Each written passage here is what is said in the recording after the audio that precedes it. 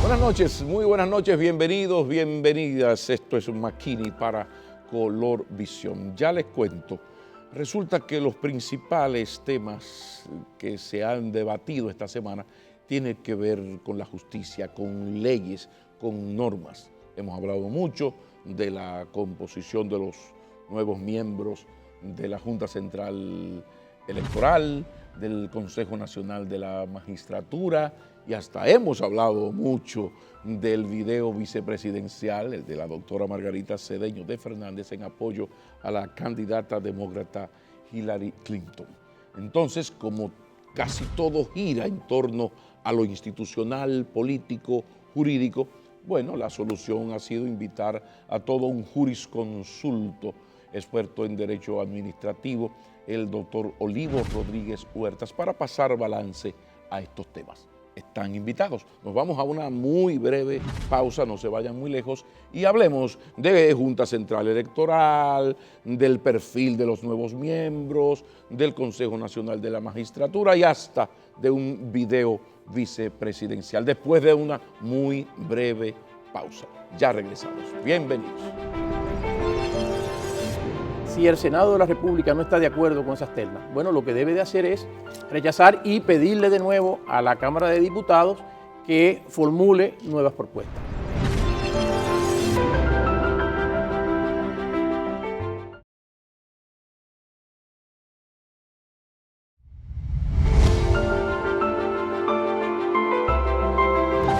Continuamos y damos la bienvenida al doctor Olivo Rodríguez Huertas, jurisconsulto y amigo. Gracias, bienvenido, Pablo, sobre todo amigo.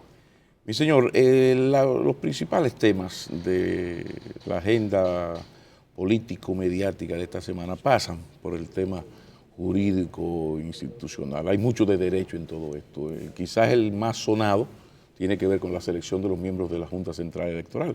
Me gustaría analizar el proceso de selección, lo que ha ocurrido hasta ahora. ¿Qué te parece todo lo que ha ocurrido, lo de los perfiles? Hablemos un poco del proceso de selección de los miembros de la nueva Junta Central Electoral. Bueno, como sabe todo el país, la escogencia, la selección y posterior designación de los miembros de la Junta Central Electoral, que es uno de los órganos constitucionales en nuestro país, es una competencia exclusiva de una de las cámaras que integran el Congreso Nacional, de una parte del Poder Legislativo, particularmente del Senado de la República.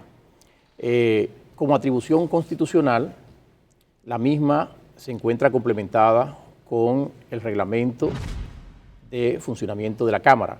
En el marco constitucional, cada Cámara Legislativa tiene su reglamento de organización y funcionamiento, que sujeta la manera en que se ejercen las competencias, la diversidad de tareas entre las que se encuentran, en este caso, la designación de los miembros que conforman un órgano constitucional y debe ser el norte a seguir para ese proceso.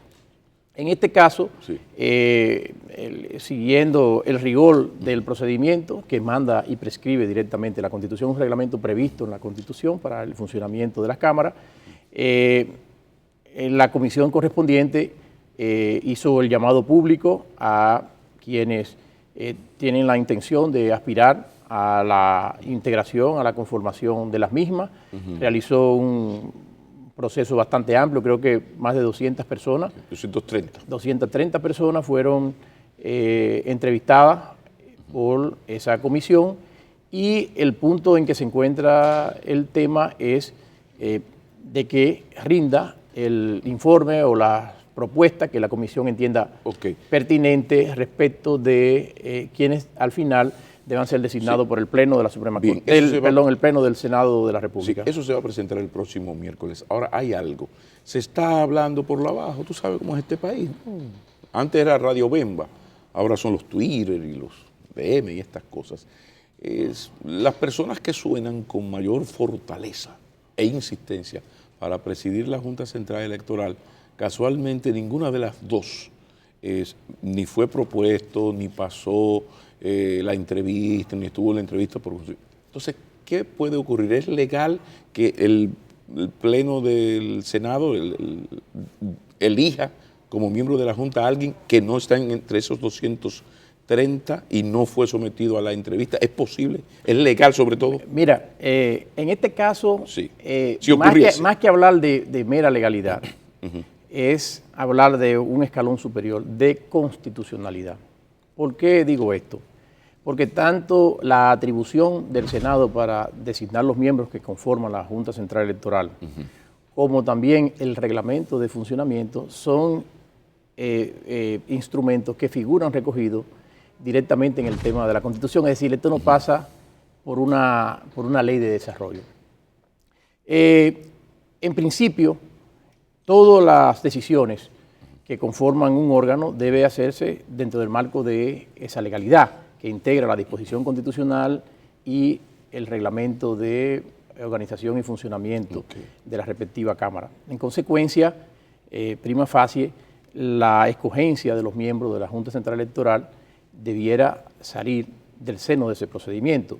En ocasiones, es cierto que la comisión lo que hace es que propone una terna a el Pleno, porque la competencia constitucional realmente de la designación le corresponde al Pleno del Senado de la República. El Senado, es la regla general en materia de funcionamiento, muchas veces de órganos colegiados como este, el Senado no está obligado por las ternas que le proponga la comisión.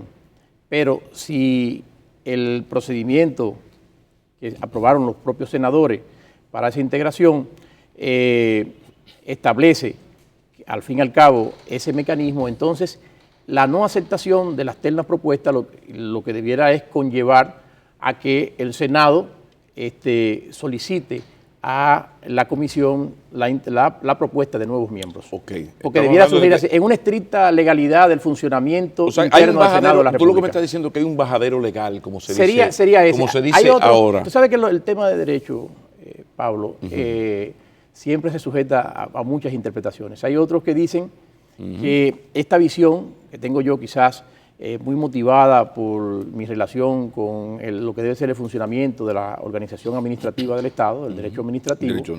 Pero otros dicen, miren, aquí de lo que se trata y lo supremo es la atribución constitucional.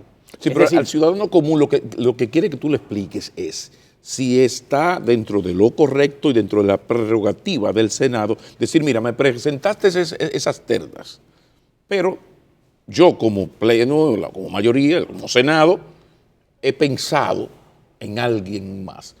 Vamos a cambiar esto. Eso está dentro de la prerrogativa. Alguien no puede decir, no, no, el artículo tanto, porque ustedes los abogados son terribles, ¿no? Sí. Dice que el procedimiento dice tal. Vete a ese posible escenario. Bueno, en ese escenario lo correcto es que si dentro del marco de la reglamentación interna del Senado, que se ha hecho, insistimos, en desarrollo de la Constitución, se establece que quien propone las ternas es la comisión constituida al efecto. Entonces lo correcto es que si no está de acuerdo con esas ternas, si las considera incompletas, solicitarle a esa comisión, bueno, la apertura de un procedimiento un poco más amplio y la propuesta de nuevos candidatos. Pero te digo, esta es mi visión. Hay otros que entienden que entre la disposición complementaria a través del reglamento de cómo funciona el Senado de la República y la atribución directamente conferida en la Constitución, que tendría primacía la decisión del Pleno y que en consecuencia, esta propuesta que se hacen en el seno de la Comisión son meras referencias y que el Senado de la República estaría en completa libertad de la designación. Como te dije, yo no estoy de acuerdo con eso.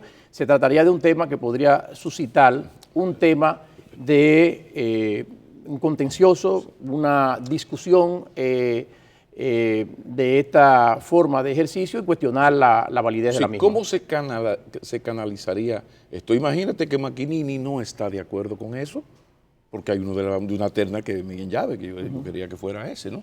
Entonces ahora el Senado dice que no está de acuerdo con esa terna, eso que acabas de explicar. Claro. Y ¿qué yo puedo hacer? esa posición mía, ¿a través de qué instancia yo la puedo canalizar? Pero tú te refieres al Que Pleno. no estoy de acuerdo con que pongan a alguien... Esa es la decisión, como decisión del Pleno. Sí, tú sí. señalas.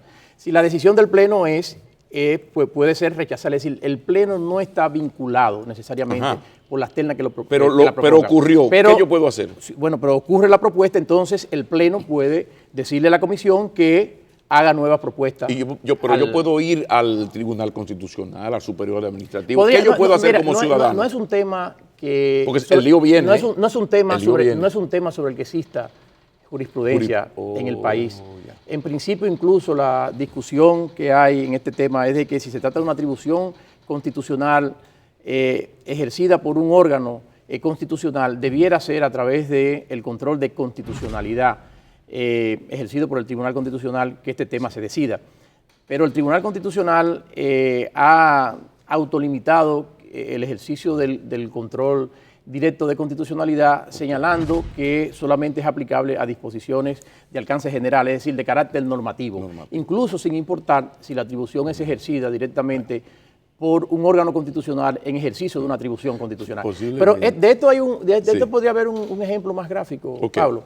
Sí. Por ejemplo, en breve vamos a ver esa situación. En el nuevo marco constitucional, a partir del año 2010, los miembros de la Cámara de Cuentas, antes las ternas las sometía el Poder Ejecutivo. Tras la Constitución del año 2010, se vuelve un sistema que fue muy tradicional en la historia dominicana y las propuestas de candidato debe hacerlo la Cámara de Diputados. ¿Qué acontece si el Senado de la República no está de acuerdo con esas ternas? Bueno, lo que debe de hacer es rechazar y pedirle de nuevo a la Cámara de Diputados que formule nuevas propuestas. Porque lo que te señalaba es que no está vinculado el órgano de designación a las propuestas que le haga otro órgano, pero no puede tampoco el órgano nominador, cuando existe un mecanismo, suplantar de quién debe provenir la iniciativa de las propuestas de candidatos. Ve preparándote. Obviamente sí. Este tema que te he puesto tiene unas aristas un tanto diferentes al otro, porque lo que podría argumentarse es que esto que estoy señalando en el caso de la Junta Central Electoral, lo que está previsto es ese derecho de propuesta en el reglamento del Senado. Y en el caso de la Cámara de Cuentas que te menciono, la propuesta de terna está establecida directamente en la Constitución. Por eso te digo que hay unas diferencias de criterio, pero se supone que lo correcto es que si se ha establecido un procedimiento, todo el accionar del órgano con la atribución debe ser ejercido siguiendo los procedimientos que el propio órgano se haya trazado. Muy bien, de todas maneras, ve afinando tus argumentos, porque a mí me parece que eso va a tener que ser tema de un próximo programa aquí con un adversario para debatir, o aquí o en el sol de la mañana, pero yo pienso que eso viene. Vámonos a una breve pausa. Cuando retornemos, ahora el asunto del perfil. El perfil de los candidatos.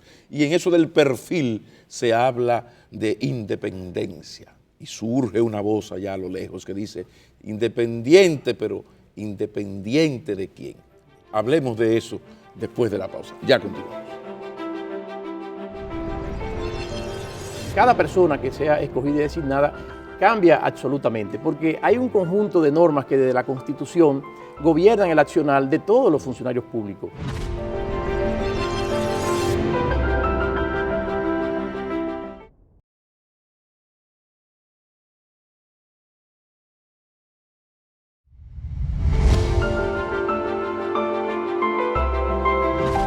Continuamos esta conversación con el doctor Olivo Rodríguez Huertas, un gran jurisconsulto, especialista en Derecho Administrativo y una persona de gran reconocimiento en estos temas. Don Olivo Rodríguez Huertas, esto de los perfiles, se habla de la no vinculación, de la independencia, hablemos de las características, de por qué es tan difícil cuando me hablan de alguien que no tenga vinculación con los partidos políticos, con los grupos económicos. No lo pusieron ahí, lo pongo yo, con las embajadas que mandan tanto, sobre todo en singular. ¿Cómo tú ves la posibilidad de una persona con esta no vinculación en un país como este? Bueno, no solamente desde el punto de vista práctico es bien complicado, sino que tenemos que hacer un enfoque desde el punto de vista de lo que subordina en realidad la actuación de todos los poderes públicos y de las personas en un Estado constitucional. Son las leyes las que vienen a predeterminar qué requisitos de idoneidad, qué características deben tener las personas que van a desempeñar un puesto en la función, en el ejercicio del Estado. Y que obviamente cubre diferentes niveles, porque hay todo un régimen, por ejemplo, para el ingreso de cualquier servidor público en sus distintos niveles, requisitos que deben ser observados para su designación. Bueno, pues también para la integración o la conformación de los altos órganos del Estado, la normativa se encarga de establecer los requisitos que deben ser observados a los fines de que quien tiene la potestad de nombramiento, la potestad de nominación, pueda ejercer la misma. Y es la única condición en realidad que subordina y condiciona ¿Qué dice la ley? O sea, la ley, porque una cosa es el CONE manda un perfil, el otro dijo un perfil.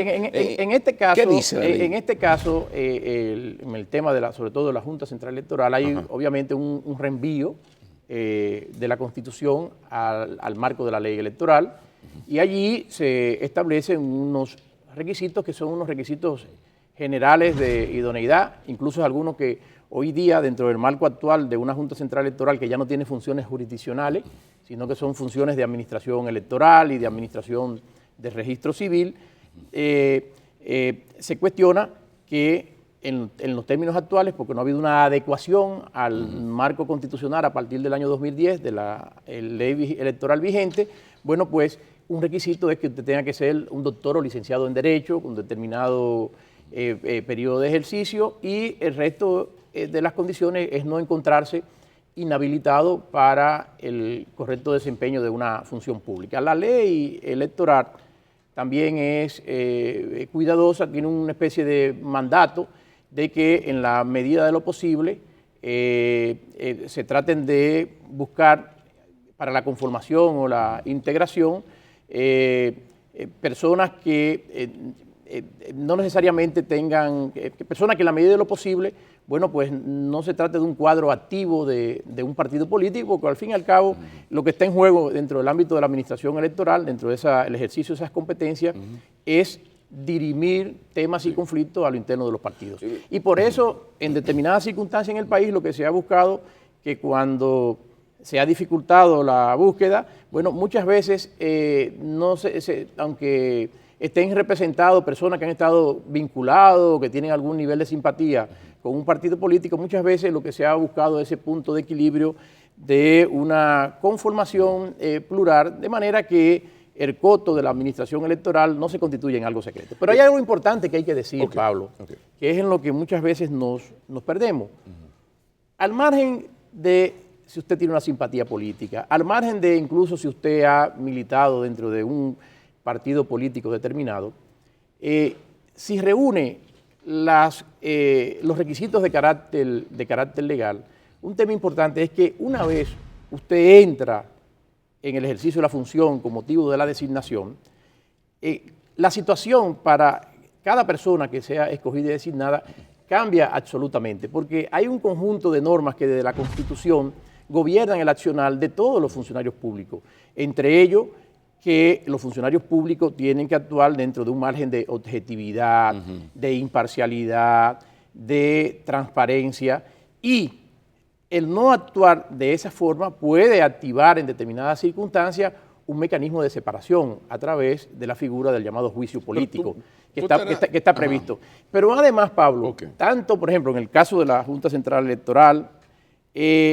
están contemplados los mecanismos, y por eso incluso se le designan suplentes a sus miembros para determinadas circunstancias temporales o definitivas, una persona pueda venir a integrar y no se afecte la dinámica que debe ser característica de este tipo de órganos.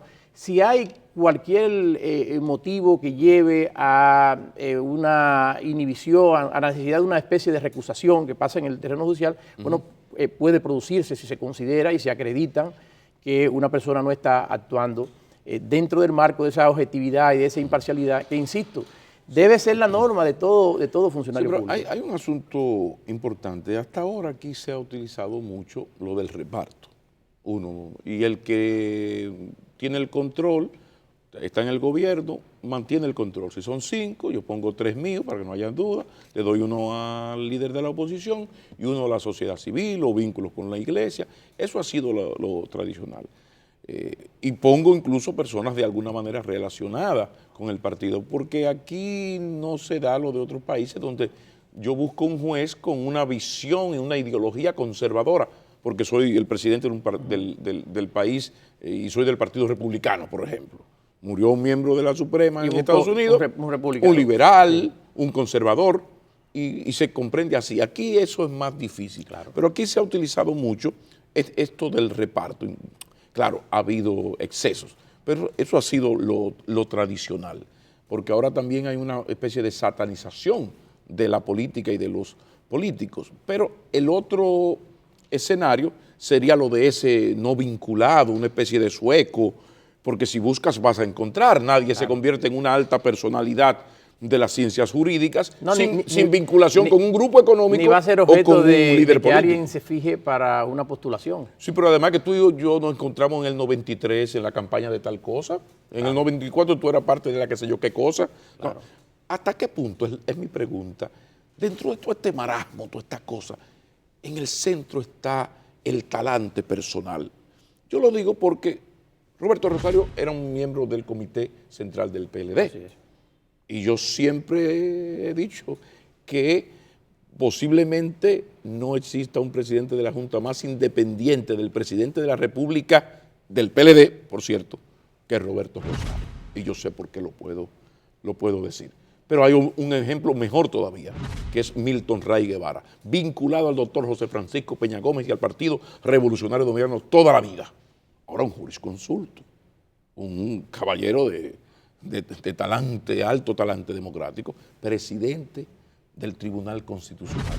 Y fíjate cómo ha sido el desempeño de Milton Ray. ¿Hasta qué punto en el meollo de esto, más que la vaina de que estaba cerca de Peña, es amigo de Lionel, es como hermano de Abinader, está cercano a Danilo, ha sido asesor toda la vida del grupo Maquinini S.A. de Baní?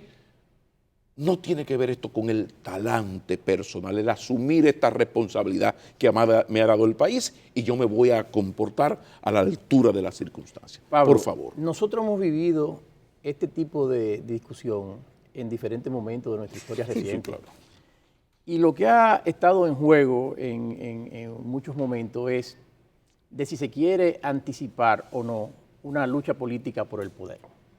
Aquí de lo que se trata es, en este planteamiento, en el momento, es eso, abrir con carácter anticipado todo lo que va a ser el escenario electoral del año 2020. No es tanto la preocupación de la forma de integración, porque sabemos que en eso hay una hipocresía, porque todo el componente del sistema político dominicano ha participado de una forma o de otra en esta misma situación. De manera que serán los eventos de cara a esa lucha por el poder lo que van a determinar que en un determinado momento una persona con esa misma característica, bueno, pues no se le saque, no se resalte que ha estado vinculado o haya formado parte de un partido político y en otra sí. Por ejemplo, no podemos olvidar, y eso lo vio todo el país, en algún momento sectores importantes del partido hoy de oposición, que bueno, en aquel entonces no se llamaba PRM, el viejo Partido Revolucionario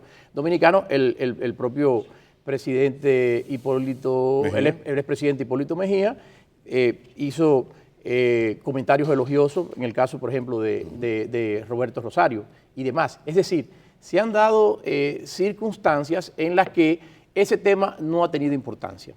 Y, insisto, mi tesis, mi convicción sobre el particular es que este tema se resalta, sale a relucir en ocasión de luchas anticipadas por el control del poder.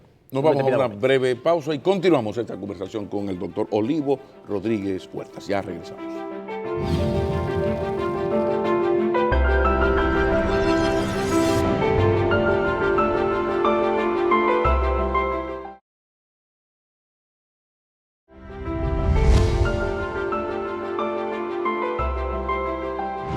Continuamos esta conversación con el doctor Olivo Rodríguez Huertas. Entre muchos temas vamos a ser puntual porque por la importancia fundamental que tiene, es importante tocarlo de la conformación del Consejo Nacional de la Magistratura. Esta semana ya fue electo José Ignacio Paliza, senador PRM de Puerto Plata, como representante del partido de la oposición. Lo que no entendí muy bien, por qué este recoveco, este gadejo, estos palitos chinos de mandarlo a comisión, cuando aquí, 62 a 35, no hay que dar muchas vueltas para saber cuál es la segunda mayoría del Senado. ¿Qué pasa ahí y qué está ocurriendo por esta guerrita de palitos chinos? ¿Qué fue lo que pasó? El tema de que fuera comisión, la discusión del tema es parte del funcionamiento normal del Senado y de las cámaras. Es decir, las cámaras no deben actuar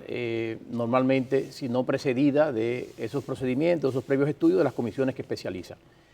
El tema de la discusión fundamental vino a que por pronunciamiento de determinados sectores se cuestionaba si esa segunda mayoría a que hace alusión la Constitución le correspondía o no al Partido Revolucionario Moderno, señalando que existían otros senadores de partidos distintos que podrían conformar otra mayoría.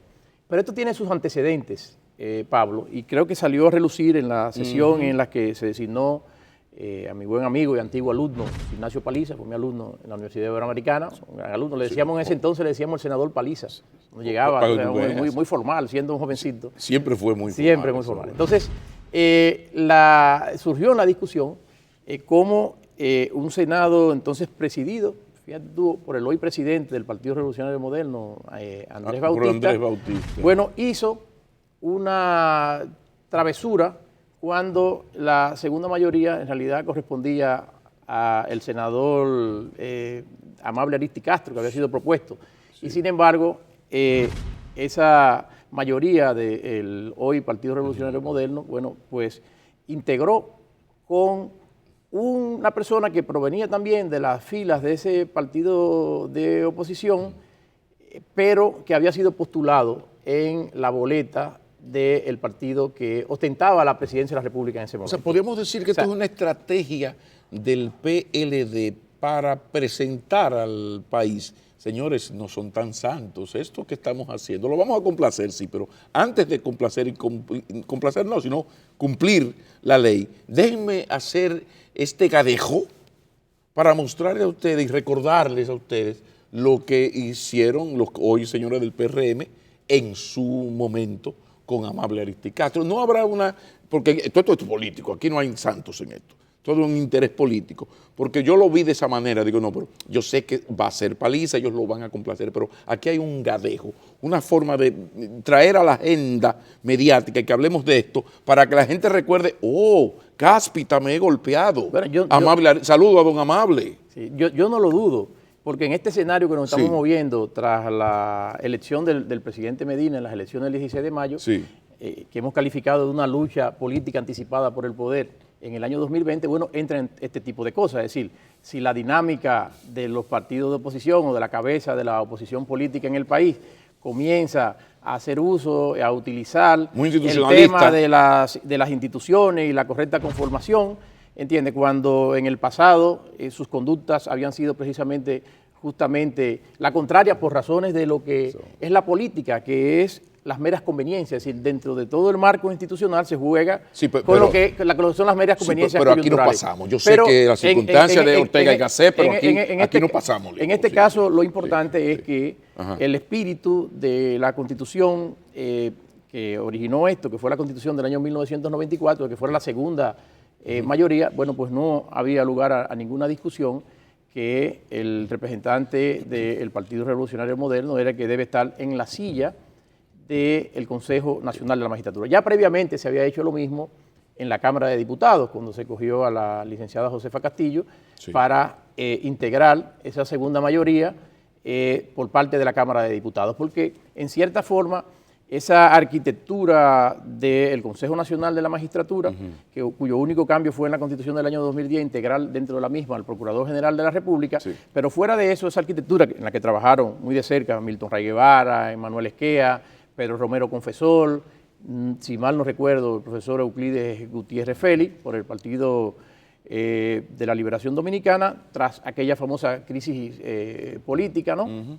Bueno, esa integración, esa estructuración de la manera del Consejo procuraba precisamente eso, que en el seno de ese órgano colegiado tan importante, que tiene una integración de los tres poderes del Estado, bueno, desde el punto de vista de las cámaras legislativas, bueno, pues quien fuera parte de la misma, en representación de cada cámara, fuera esa persona una persona que tuviera la representación de la segunda fuerza política del país. Una manera de buscar un equilibrio y garantizar cierta transparencia y ciertos consensos en el seno de unas responsabilidades tan grandes como es la integración o conformación de las altas cortes. Lo cierto, Olivo Rodríguez Huerta, es que esta clase política dominicana en política es lo más parecido al profesor McKinney, mi padre, que era un gran manager, fue un gran manager, pero marrullero.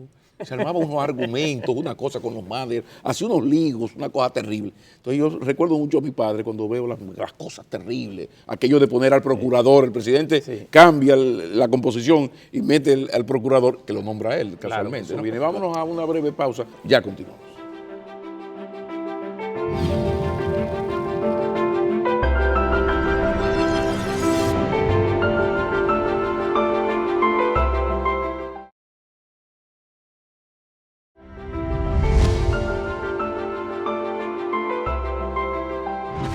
Último segmento de esta conversación con el doctor Olivo Rodríguez Huertas. Has mencionado la lucha anticipada por el poder. Y esto combina con lo que lamentablemente va a ser la última pregunta del programa.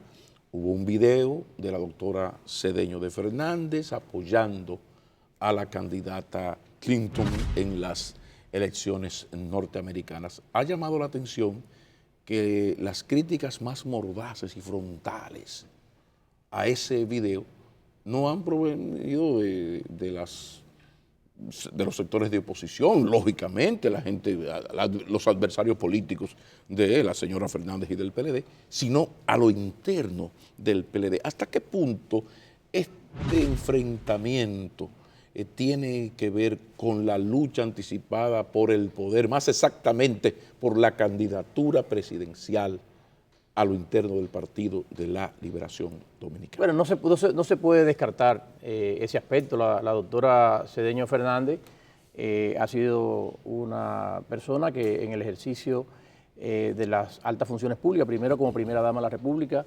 segundo como vicepresidente de la República y encargada de uno de los programas más importantes de referencia del presidente del gobierno, del presidente Danilo Medina, todo el gabinete de las políticas sociales, ha sido una persona que ha tenido un comportamiento notable, que el país admira, se ha ganado el respeto, la consideración de ella y obviamente no puede descartarse esa posibilidad, que existan reacciones que toquen de una forma u otra esa lucha anticipada por la candidatura dentro del Partido de la Liberación Dominicana. Lo cierto es que, al margen de cualquier consideración de si por razones de conveniencia, poniendo un punto aparte la lucha política para el país o no, la realidad es que lo que ha pasado en el mundo, yo no sé qué es lo que está pasando en el mundo, Pablo, pero lo que está pasando en el mundo ha sido que vemos como numerosísimos presidentes en América Latina, en Europa,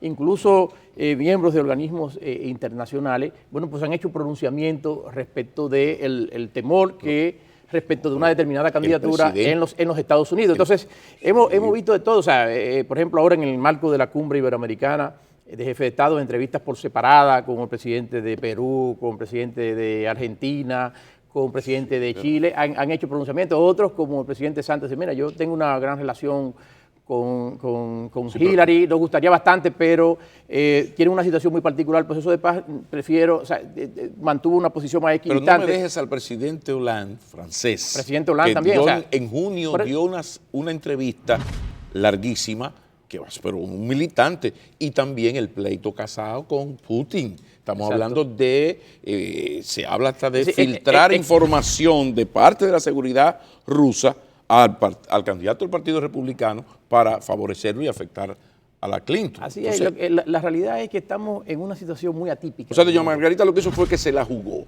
Bueno, y asumió su yo posición pienso, y la defensa pienso que toca con una preocupación muy legítima de ella como figura pública y además... y la remesa y el 1.8 de millones de dominico-americanos. Se trata de un tema, hasta los chelitos, de un tema muy importante. dominicano. No podemos olvidar que nosotros estamos haciendo esfuerzos tanto del sector público y sobre todo también del sector privado Sí. por promover la participación de los dominicanos en la integración y la conformación de los puestos de poder en los Estados Unidos. La presencia, Estados Unidos es un país también con unas características muy especiales, conformado por una mayoría de inmigrantes y en este mundo abierto obviamente las cosas trascienden. De manera que es posible que algunos de los pronunciamientos hayan resultado un poco altisonantes y por ello puede dar lugar a esa inferencia que tú hacías